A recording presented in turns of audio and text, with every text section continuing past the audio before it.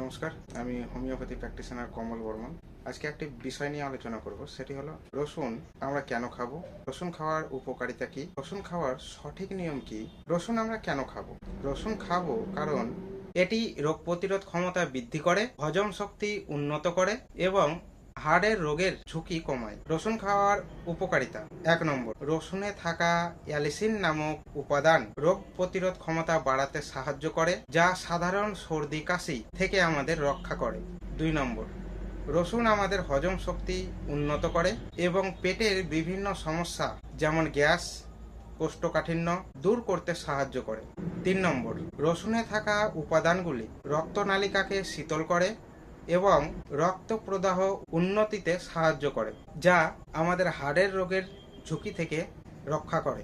4 নম্বর, রসুনে vitamin B6 ও ম্যাঙ্গানিজের মতো পুষ্টিগুণ থাকে, যা আমাদের হাড়কে ভালো রাখতে সাহায্য করে। 5 নম্বর, রসুন ব্রণ ও ত্বকের সমস্যা দূর করতে সাহায্য করে। 6 নম্বর, রসুন লিভারকে বিষাক্ত পদার্থ থেকে রক্ষা করে এবং লিভারের কার্যক্ষমতাকে বৃদ্ধি করে।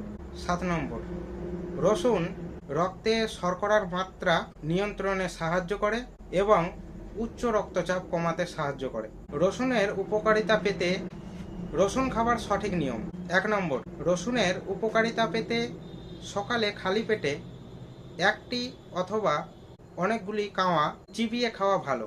রসুন চিবিয়ে খেলে রসুনে থাকা সক্রিয় উপাদানগুলি ভালোভাবে শরীর শোষণ করতে পারে। 2 নম্বর, যারা রসুনের ঝাঁঝালো স্বাদ পছন্দ করেন না তারা মধুর সাথে রসুন খেতে পারেন।